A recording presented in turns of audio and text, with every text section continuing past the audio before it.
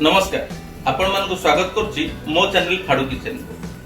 आज फाडू किचन ने मु बनेया को जाउछि आपन को फरमाइश रे कढ़ी पिज्जा माने कढ़ई रे पिज्जा आपण माने फरमाइश करथिले मु आज ट्राई करबी तार रिजल्ट जा हबो मु आपण मानकु बहुत शीघ्र देखेबी।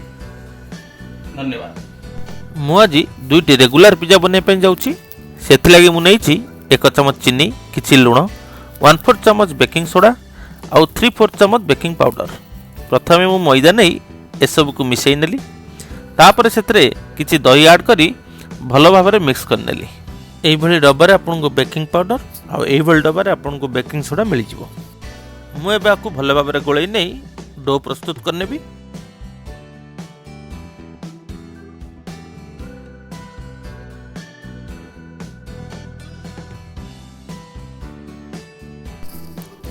बिचारा मैदा को मुझे बाड़े बाड़े ता अंटा पिटी भांगी सारे।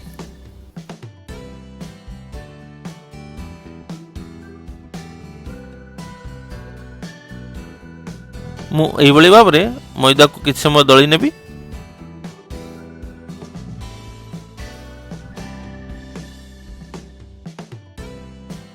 से तेल ऐड करी पुणी ताकू सॉफ्ट होगा पर्यंत आउ किसी समय दली नेबी।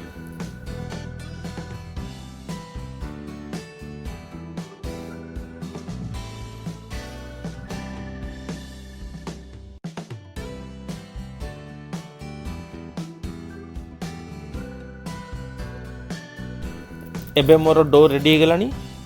एबे सेतरे मु गोटे बड़ गुला बनै नेबी एवं तार अधा गोटे गुला बनै नेबी।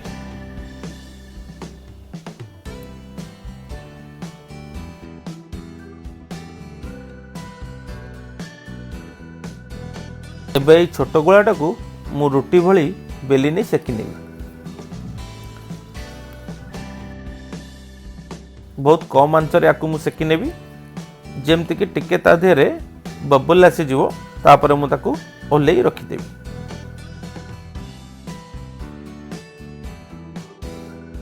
एबे मु बड़ गोलाटा को मध्य रेडी कर नेली।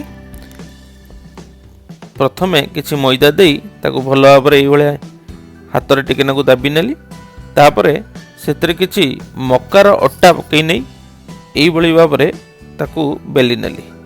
मु एठी मक्कार अट्टा नैछि कहीं ना पिज्जार बेसटा बहुत क्रंची होता है। एबे ई बड़ गुला रे मु आउ टिके बड़ रुटी बेली नेली।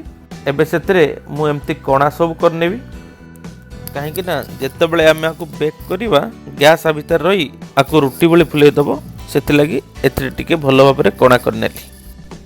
एबे गोटे कढ़ई रे 250 रु 300 ग्राम पर्यंत लूण नै हाई फ्लेम रे किछि समय पई बसै नेबी। एबे मु एथरे एभली स्टैंडटा व्यवहार करिछि। एबे आकु मु घोड़े की हाई फ्लेम रे 5 रु 7 मिनिट पर्यंत बसै देबी। ता भितरे मु एबे मोर पिज्जा बेस को तयारी कर नेबी। मु प्रथमे एभली गोटे थाली रे के बटर को भलो भाबरे चारि आडू को स्प्रेड करी लगै देली। तापरे मु बेली रखितिबा मैदा रोटी को आनी या पर रखि देली।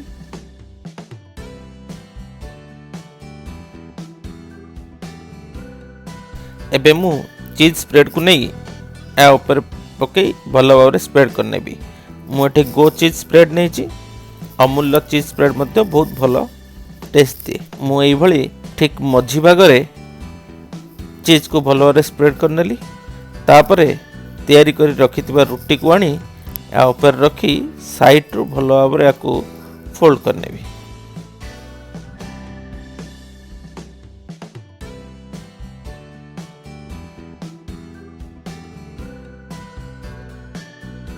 गोटे कंटा चामच रे ताकू पुणी थरे भलो भाव कणा कर नेबी कहीं ना जमती कि मु आगु कही जे जदि एटा कणा न करा जाए ताले आ भीतर थिबा गैस आकू बहुत फुलै दबो एवं भीतर थिबा चीज बाहर को पळे आसीबो। एबे या ऊपर मु गोटे चमच टमाटो सॉस गोटे चमच रेड चिली सॉस गोटे चमच शेजवान सॉस आ गोटे चमच पिज्जा सॉस नहीं भलो भाव मिक्स कर नहीं चारिआड़ को स्प्रेड कर नेली।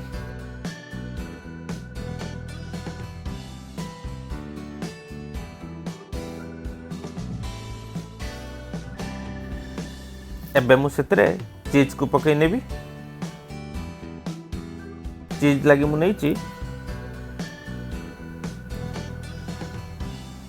अमूल चेडा चीज आउ अमूल मोजरेला चीज।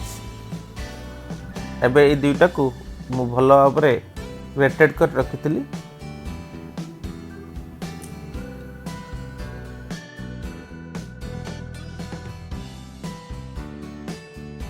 एबे ताकू पिज्जा बेस पर चारिआडे स्प्रेड कर पकई नेली।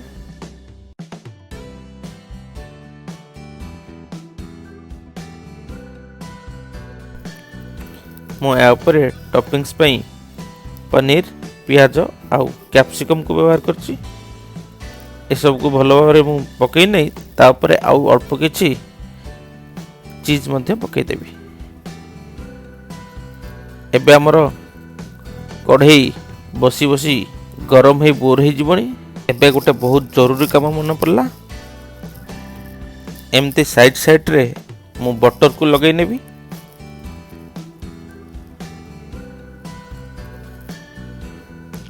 तापरे मु बहुत सावधान सहित पिज्जा को कढ़ई भितर ये बसई नहीं घोरे देवी।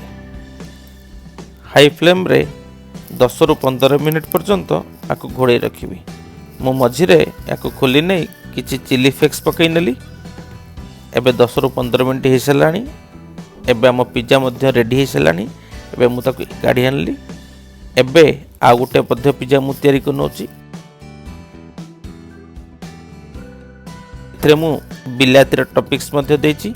प्रथम रु मु एथरे चिली फ्लेक्स पकई नथिली। एबे ताको मु कढ़ई रे बसई नेली। को हाई फ्लेम रे 15 मिनिट वर्तमान बसिया को देवी।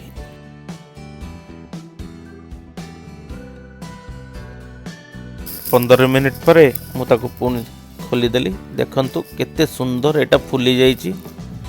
एवं ताकू मु एबे काढ़ी नेबी। आउ मिनिमम 5-7 मिनिट टिके ठंडा ला परे मुआकू काटी नेबी। एबे मुआकू काटी नेली। देखंतु गोटे स्लाइस ता देर मु बाहर कर नेबी। केते सुंदर भाव रे देखंतु हे जाइछि। पछपटे मध्ये देखंतु केते सुंदर भाव रे क्रिस्पी हे जाइछि। आपण माने मध्ये बनै खांतु। केमते लागला मते कमेंट करी जणैबे। रहिले आज्ञा नमस्कार। ए गेलु एति कंटी बनी मो आ गोटे बनैला हंता।